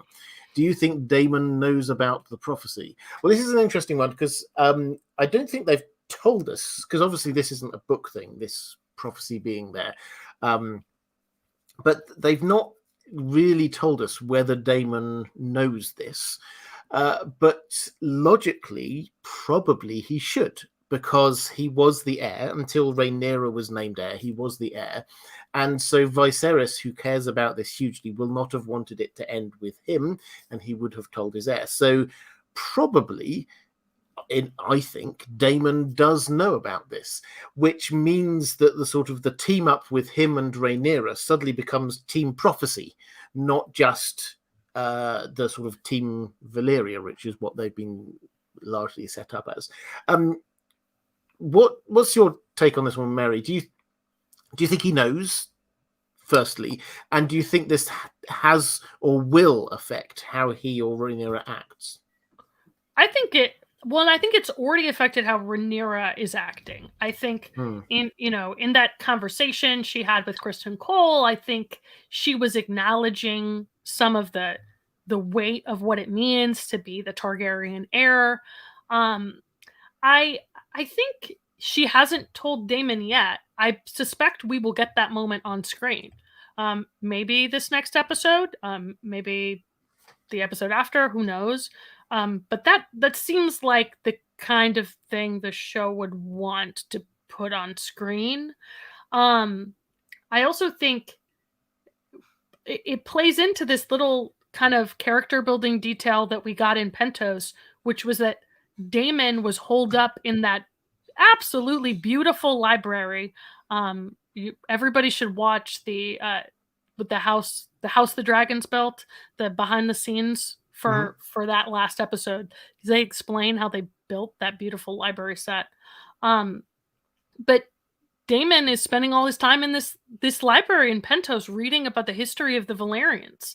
So I think he has a really I think he's really interested in his family history, and that piece of information him caring about that would fit in with that little detail about his character. I mean, it definitely would. I mean, he is being set up as being the arch Valyrian, basically. He's there. He talks in Valyrian to Rhaenyra all the time. He gives her the Valyrian steel necklace. He's the most kind of Valyrian in the way that he seems to act for most of the time, just doing what he wants. He's there basically as well as everything else that happened with that jaunt into the darker parts of King's Landing with Rhaenyra. He was trying to teach her that, hey, you're a Valyrian, you're a Targaryen, you can do whatever you want. So that clearly is something that's setting him up to be, which is sort of setting up this Targaryen / Valyrians against the Westerosi establishment, high towers, maesters kind of world, the faith of the seven. So that seems to be where they're sort of heading with this. And yes, I agree, this absolutely makes sense that he and Rhaenyra will be the sort of the holders of this prophecy. Now, what you were saying was that you think that she will tell him. I was wondering whether or not Viserys had told him previously when he was absolutely not. Absolutely, You I don't think think not? so. Yeah, and Um, I think that I don't think so. And I think there's Aziz brought up in your last stream some really good points about these parallels between Aemond and Viserys, and not mhm. Aemond and Damon. And I think Damon likely always felt like he was on the out. And so I don't think he ever considered Damon to be a possible heir. And so I don't think he ever told Damon. And I think that when Rhaenyra tells Damon, it's likely to make him be angry at Viserys. Like he's likely to be moody about it. It's like, well, why didn't you tell me? Because I was your heir for a while. Yeah, I mean, I think he should have done. I'm open on this. I have to say, I think he should have done that because there was a period of time before Rhaenyra was established as heir, quite a few years, in fact. And if something had happened to Viserys, then the knowledge of the prophecy would have ended with him. And you just has to look at the previous generation, to look at his dad's generation, to see how many of them died early and young and for random reasons. So he should have done, and if he didn't, it was a deliberate holding back from telling Damon about that. So I'm more open than you on that one. I think I can understand why you would think that, but I think he should have done, even if he didn't. I mean, there's lots of things that Viserys perhaps should have done, but fair enough. Mara Lee saying, still talking about this, the prophecy issue. On the show, the king put important stock on dreams and prophecies, especially regarding the unification of the Seven Kingdoms. We know in the A Song of Ice and Fire series that Bran Stark had green dreams. Were there any other Starks that could have had those kind of dreams? And do you think we will see that kind of discussion in a future episode between a future Targaryen king and a Stark? So this kind of ties up what we were talking about with the Weirwood network possibility, and the fact that we've got 2 points in this story where we will expect Targaryens and Starks to be in contact. Jace goes up north to Winterfell. Lots of things, mushroom that says lots of things happen there anyway. I imagine that they will give us at least an episode's worth of events happening up at Winterfell. And then right at the very end, Cregan or Cregan, depending on your preference, Stark comes and absolutely bosses it down in King's Landing right at the very end of the Civil War. So is there a possibility that we're going to have this kind of discussions about prophecy? My take is probably much more likely up in Winterfell than it is down in King's Landing. But what do you think, Mary? Do you think we're going to see in that? Somebody in the chat was asking about this earlier as well. Lots of rumors of things. Maybe they'd left some dragon eggs there. Maybe Jace married Sarah Snow there. Maybe definitely there was this pact of ice and fire which was made there. What do you think they're going to do with this? Because it's going to be a big moment for people who watch Game of Thrones to see the Starks again. Yeah, I think given that they opened the pilot episode of the series, had this huge emphasis on prophecy and winter coming from the north, I think they're absolutely going to go that route. I wasn't sure before I saw that first episode how much time we were going to get to spend in Winterfell, but I absolutely think we're going to get it now because it's such a great and obvious tie-in to Game of Thrones.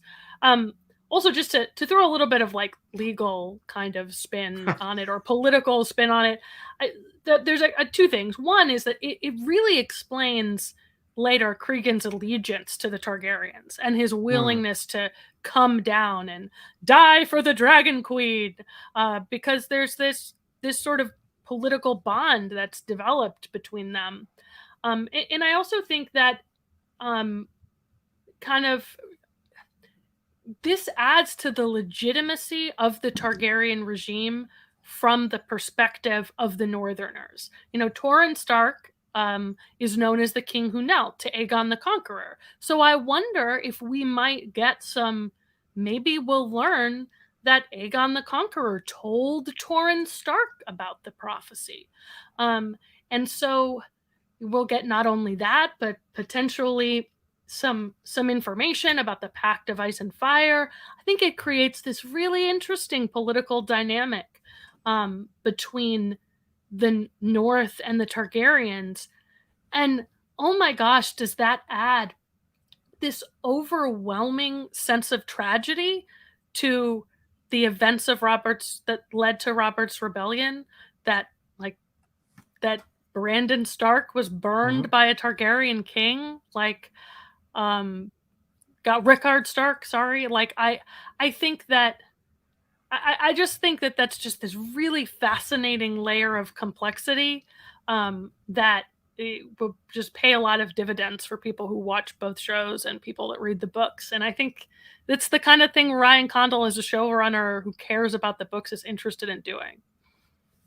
Yes, and we get the passing things down to your heir is another really interesting aspect, because Rhaenyra in the books gets herself crowned. She doesn't accept the fact that, she doesn't accept the coup. She doesn't accept that Aegon is king. She gets herself crowned.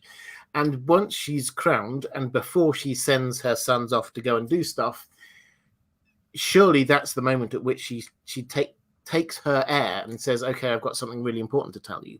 So Jace could be heading all the way up to Winterfell with this fresh knowledge, with this fresh information that there's a threat coming from the north, and he's just been sent to the north. So that, I think, is a way they could tie this in. With the Rickard and Brandon Stark thing, it's really interesting, because if there was some kind of knowledge passed down in the Starks in the same way from Lord to heir, both the Lord and the heir were killed at the same time, and so that information would be lost. So Ned suddenly is, for all his greatness, he's actually the one who hasn't got the information he needs, and yet he's the person who has to respond to the actual fundamental issues that this is all about. So there would be an extra layer of pathos added in with that, I think. Oh. Let's get to a question from Donna Daly saying, hi, Robert. Through the show, Viserys has shown himself to be exceptionally conflict avoidant to the point of appearing weak. Agreed. It feels like something as controversial as making his daughter his heir when he has a son seems out of character for him. So do you think that he actually grew a backbone, or did he not realize the consequences that his choices would have? Yeah, I think this is a fascinating one. My initial take, I'd love your thoughts on this one as well, Mary. My initial take on this is that he made her his heir when he thought he wasn't going to have a son. So that was the conflict avoiding easy decision to make. The issue then is, what is then from that moment on the conflict avoiding easiest decision for him to make, and that's to just not change his mind, is just to stay psychologically, to stay in the same mindset. Because if he changed his mind, then suddenly his daughter would be up in arms against him, possibly Damon would be up in arms against him. He would throw the kingdom almost into civil war straight away. So the easiest thing to do is just to keep things going the way they are, because that retains some kind of status quo. But what's your take? Do you think that this does show a degree of backbone to the man, that he does stick by his decision? I think Viserys is the kind of person who will dig in if someone disagrees with him.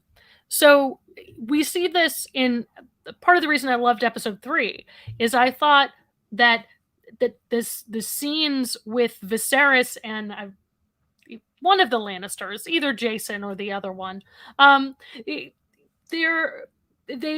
emphasize to me how Viserys seems weak-willed, but if you try to get him to do something and he can tell that you're manipulating him, he does have a backbone.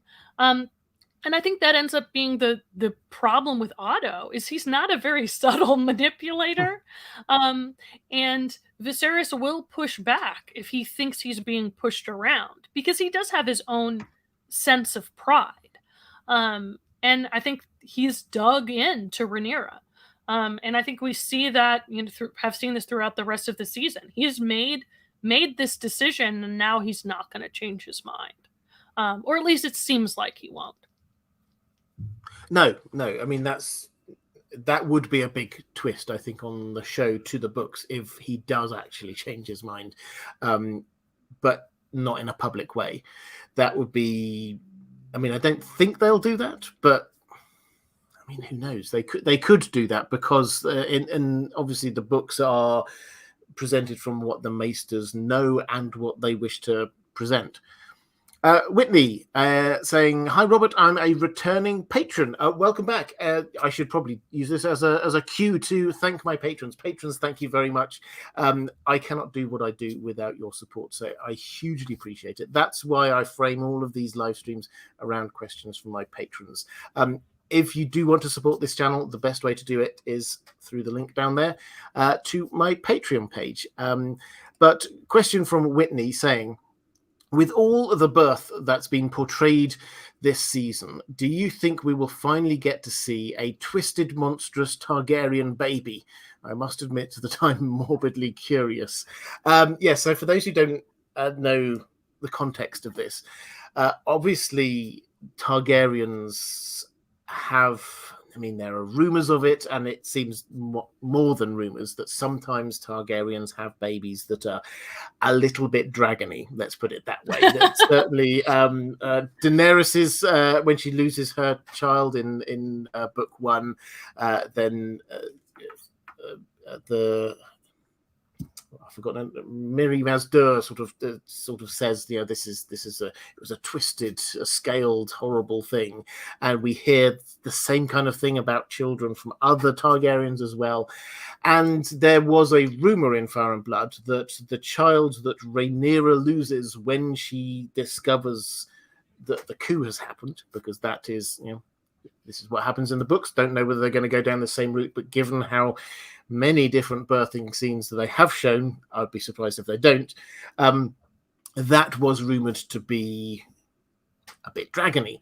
So do you think we're actually going to see it finally? Do you think we're going to actually finally see a dragon being born from a human? I think so. Wow. Here's the reason I think we'll see it. So the showrunner, one of the directors, Miguel Sapochnik, has said that he filmed each different birth with a theme. And so Emma's birth had a specific theme. So Emma's birth scene had a specific theme. Obviously, Lena's had another one. And I think the third one we're going to see will be Rhaenyra's. And I think it's possible this is going to be a birth that most likely takes place on Dragonstone. I mean, it has to take place on Dragonstone. Yeah. So we're in this like gothic, dragony monstrosity of a castle. I think it could very much be a horror-themed birth. The show has done a lot with like these body horror elements. Like I think that's one of Miguel's strongest traits as a director is doing horror. And we've got a ton of body horror with Viserys and the leeches. So they're not shying away from that kind of grossness. And so, we saw Rhaenyra have in last episode a positive kind of, I think, beautiful birth experience. It wouldn't surprise me if we get another one that's a horror show. And one way we could do that is by showing this lizard baby, and the kind of emotional toll that is exacted on Rhaenyra. I don't know, like I say it out loud and it sounds ridiculous, okay? And I remember when I first read the interview with Miguel where he talked about themed births, I was like, oh my God, this could be really, really bad. But at this point, I trust the show enough that I think they could land it if they do it. So I think it's possible. I mean, this is definitely a high-level strategic decision to make childbirth such a strong theme of this season. This was the big scene of episode 1. This is, I mean, in episode 6, when we came back, we had 2, because we had Rhaenyra gave birth as well, and we had Laena, and effectively the midpoint, and then this will probably be the last episode, or maybe the penultimate episode, when we see that happening. And none of them are good and happy and uplifting scenes. Even Rhaenyra, as you say, it was when she gave birth, yes, it was a happy and positive thing, but the moment that there was a baby crying, it's like the Queen wants to see it now, so it's like, okay, so none of these are positive, and it is a clear strategic decision to show this as sort of bookending the series. So I think I probably agree with you, is that whether they show it, I don't know. But I think that, I mean, it could work just as well. I mean, I'm nowhere near as good a director of the ideas as Mikhail Sapochnik is, who clearly is excellent at his trade. But I do wonder, you could show this just as easily just by the expressions on people's faces. And you get... yeah, then they've done that quite a lot. I remember actually going off on a slight tangent here, but the Rhaenyra birthing scene in episode 6, if you look, our eyes are drawn actually towards the wet nurse or whoever it is just behind her, and her expressions, as much as we are Rhaenyra's. And I do wonder whether we will get something similar happening there with the next one.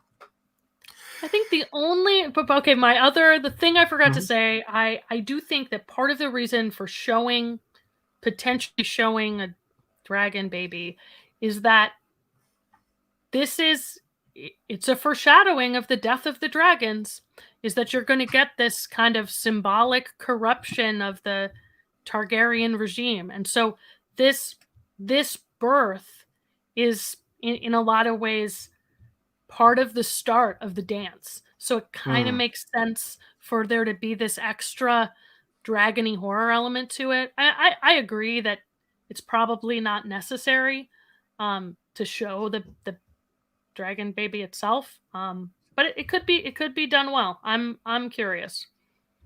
Yeah, Joe Matthews in the chat saying they already passed on a chance to show such a birth. In the books, Damon and Lena's baby is born and is described as being twisted with scales. But for me, actually, that adds to the chances that they will do that, because that just makes this will be more of a surprise rather than just like, oh, this has happened already kind of thing. But as I sort of picked up on it a moment ago, Mara Lee saying we have just 4 more episodes. Where in the timeline do you see them ending this first season? I've speculated on this a few times, so I'd love your thoughts on this. I think it's pretty clear it's somewhere around the start of hostilities. But where would you, if you had to pick a moment for the end, and fade to black, where would you think it'll be? It's really hard. I think that most likely it will be that battle over Shipbreakers Bay, because that would be like right before Blood and Cheese. Yeah, I think so. I think that's how we'll end. That gives us the ability to open season 2 with Blood and Cheese. And so I think that's sort of where I'm leaning towards. But I also could see them maybe doing Blood and Cheese in this episode. I really just don't know, because we're still so far away, it feels like, from that main part of the timeline, that I just don't know what the pacing is going to be like. Yeah, it's a tough one. I mean, because the things will speed up. I think that's reasonably clear. And the last couple of episodes probably will take place over just a few days, so rather than having jumps between episodes. But I mean, I think they will go with the battle over Shipbreaker Bay, the first proper dragons fighting each other. That feels like this is now a war between 2 parts of the family. And I think that they will probably, if I were doing it, I would then bring it back to Dragonstone, and then Rhaenyra hearing that her son is dead, and then Damon being there, and then kind of like the amount of times we see images of them in the trailers of them glowering across the water, presumably towards King's Landing. Just this moment where you go, okay, what's going to happen next? We know what Rhaenyra's going to feel like. We know what Damon's capable of. So maybe the last moment is that line, an eye for an eye. Viserys will be avenged, right? Maybe that's the very last thing. Yeah, son for a son for a son. Yeah, a son for a son. Exactly, and then, as you say, Blood and Cheese. It'd be such a strong opening to a season for something for people who have not read the book and don't know what to expect to come straight into something. The impact will be, I think, as big as the Red Wedding, because that is horrifying. But so as an ending point, just okay, this is it. This is now war, and it's going to get really dirty. Emma Showman saying, what do you think of Vhagar in the last episode? I was in absolute awe. I agree. I think that Vhagar is and should be just bigger and better and fiercer and nastier than every other dragon. And I think they will increasingly show us that when we see Vhagar with other dragons. This was one of the things that George R. R. Martin was very keen on for House of the Dragon, for the dragons to be different, because this is a plot point, actually, is that the not all dragons are the same. Some of the dragons that some of the Targaryens are riding they're young dragons. They're not that impressive at all. If you remember Daenerys's dragons, when they were quite young, they were still quite small. They were spitting out bits of fire. It's a bit like that. Vhagar should be almost at the melting castle wall stage by this point. This is scary, scary stuff, being able to ride Vhagar. But wax lyrical about Vhagar for a bit, Mary. What do you think? What I loved was the personal connection that we seemed to get in the Laena's death scene with Vhagar, like his reluctance to use Dracarys. I was also really impressed with the emotion that they managed to wring out of the CGI dragon. I just, that was really just next level for me, because it could have been really cheesy, but it was, like that, it really made me feel something. And I thought it just did a spectacular job of illustrating the dragon bond. And then, I probably one of my top 3 moments of this episode was the air show with the dragons, with Vhagar and Caraxes flying through fire. That's kind of just everything that I wanted out of a Game of Thrones dragon riding scene that I feel like we never really got. Something that felt both playful and resonant to me, because it was about the relationship between Laena and Damon and how they're bonding and their dragons are bonding, and also just looked so cool. And yeah, you're right. There's such a huge contrast between how Caraxes, the long boy, that's what our friend Senrixian calls him, looks, and how Vhagar looks. And I just absolutely loved it. And I really do love the efforts they're going to give the dragons personalities. And that's something the actors talked about in the pre-show set of interviews, was that they were given notes on the personalities of their dragon. Caraxes is kind of moody and ornery. And I loved it. I loved it. Vhagar is amazing. I am really excited to see more of Vhagar this next episode in a couple of hours. Yeah, and we will. We absolutely definitely will. Just a very quick question. Nemo Nova in the chat saying Miguel Sapochnik is out. He directed Battle of the Bastards. Any word as to why? Yeah, for those who missed the news, this was a few weeks ago now, actually. They announced that there were 2 showrunners for season 1 of House of the Dragon. Ryan Gongul, who was more the sort of the story and script kind of person, and Miguel Sapochnik, who is an excellent director. And Miguel Sapochnik for season 2 is dropping out, and Ryan Kongel is going ahead as sole co-runner. There are lots of other people obviously involved. It's not just like a one-man show. As for reasons, I personally see no reason to doubt what they've said, which is that this is just, he feels like he's done his time and he's moving on. Sounds like he's got a good deal from HBO to be developing other shows, and that they can then be his shows. Let's not forget he's been involved in not just House of the Dragon, but Game of Thrones all the way through. So I completely understand why he feels he should pass the torch on and then move on and do his own stuff. So I don't think there's any issue there. I think this is a genuinely positive move, and I've got no problems with it at all. I've got one more question from my patrons before we'll try and pick up maybe a couple of things in the chat as well before we go. This is coming back to the sort of the prophecy idea. Callie Summers saying going tinfoily, which is always the best way to finish off live streams. Going tinfoily, I like the idea that Daenerys the Dreamer, Aegon the First, Aegon the Fifth, etc., had the same vague dream. In order to save the world from the Long Night, Westeros needed to be united behind a Targaryen on a dragon. So the Targaryens needed to become the only remaining dragon riders and sabotaged Valyria, maybe giving the Faceless Men some secrets about how the magic worked. No one was really lying.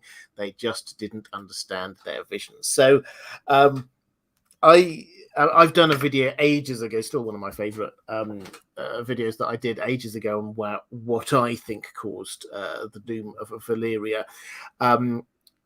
But do you think, Mary, that anything that we've seen here has changed your mind? Actually, I don't know what your overall take is, so maybe you'll tell us what your overall take is, and then tell us whether or not anything you've seen here has changed your mind on what might have caused that. On the doom of Valyria? Yes. I mean, I'm a big fan of the Faceless Man conspiracy, Okay. in terms of causing the doom of Valyria. But I don't think anything that I've seen in the show has changed it, in part because they haven't done a lot on Daenerys the Dreamer. Like, most of the prophecy stuff that we've gotten in this show has been forward looking rather than backward looking. I kind of would love to get some more color on more color on that. I'd love to get some more backward looking stuff, and and maybe if the show goes on for long enough, we'll eventually we'll eventually get a recounting of that.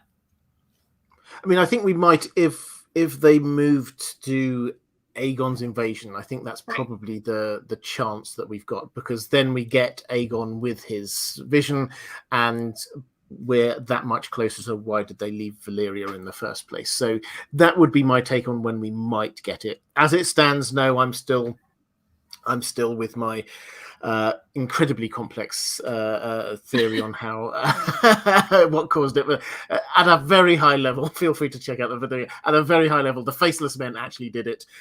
They were paid by the Maesters, and the Maesters was using money that they got for the Lannisters, Lannister gold. That's how I think it all ties in together. I love it. That's great.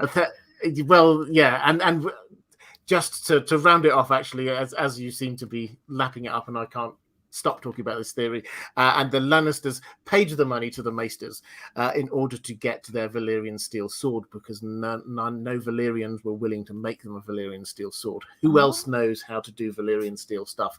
The Maesters, and that's how the Bright Roar. Exactly, that's how the money got into the ecosystem. So that's my theory. Quick couple of things there. Mark O'Brien, we'll pick up on a couple of things. So, Mary, maybe if there's something in the chat that you have spotted there, you might want to see if we want to pick up on it. But Mark O'Brien saying, is the next series not out till 2024? Makes sense with shooting time and post involved. We haven't been told any timings yet. I think 2024 is a reasonable guess. We've not been, obviously it's been renewed for season 2, but we've not been told when they're going to start filming. They're definitely doing some filming in Spain in, I think, March time, which seems to probably imply some time around the new year they might be starting filming. If so, they were filming for nearly a whole year for season 1. 10 episodes. Each episode is an hour or so long. This is a long series to be filming. And then post-production with lots of dragons is not going to be short. So I think summer 2024 is a reasonable guess for that. Is there anything you saw in the chat that you thought it'd be worth us just quickly picking up on? I just want to, yeah. So I've seen like a lot of comments about how, Rhaenyra is like not suitable to be heir because she had these bastard children, or and that means that she wasn't like taking her duty seriously. I think it's important to have empathy for Rhaenyra's situation. And Rhaenyra is married to Laenor, and Laenor likely does not want to have children with her because he's gay. And so it's reasonable of Rhaenyra, and in fact good, if Rhaenyra does not force Laenor to create a child with her. That would be bad. And so just in the context of how their relationship has developed, Rhaenyra's in a pretty difficult position. And also, she doesn't know genetics. So I don't know how Rhaenyra would know what color the children's hair is going to be, right? And what is she going to do? She's been told by her father that the way to shore up the succession is to have heirs. But she's been forced into this political marriage with someone that's not interested in having babies with her. So I think it's important to be I think it's important to be kind of empathetic with that situation. There's a lot of negative comments we can make about Rhaenyra's leadership style, but I think that's just not that's not really one of them.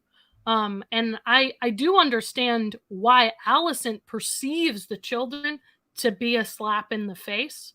But that's a separate question than whether or not Rhaenyra is kind of doing something wrong in that position. So, yeah. Here. Okay, I think with that, I just want to say, first of all, we did just get up to 4,600 in terms of the donations this time. So thank you very much. If you have donated, I hugely appreciate it. There is still time if you're watching live, or also if you're watching this back a little bit later, there is a link somewhere on your screen to donate. It's a hugely worthwhile cause, so thank you very much. Mary, do you want to remind us, thank you for coming on. I think it's been excellent insights. Thank you very much, particularly the lawyery stuff at the beginning. I think everyone will hugely appreciated that. Do you want to remind us where we can find the Learned Hands? Yeah, Reflective Rambling just dropped our website in the chat at westerosbar.org.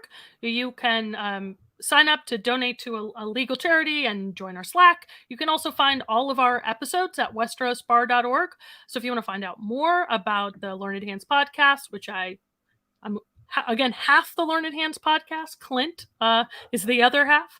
But if you want to hear more in-depth legal opinions about the Dance of the Dragons, we did a 9-episode series on the Dance of the Dragons and Fire and Blood.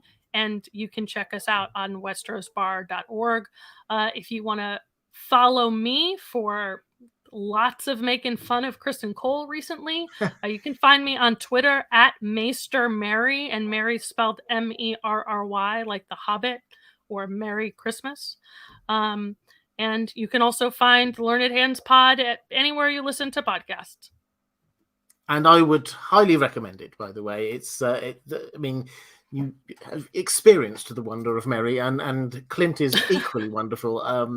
So please do go and check that out. Two very clever people who are talking a whole lot of sense about some really geeky stuff. So what more could you possibly want? I will make you disappear for just one moment so I can point at my screen. If you're watching this back a little bit later, appearing somewhere around here is going to be a link to other videos that I have done. Appearing somewhere around here is going to be a link to my Patreon page. But I wanted to say thank you to everyone who's donated. Fantastic questions. Moderators, thank you. Patrons, thank you as well.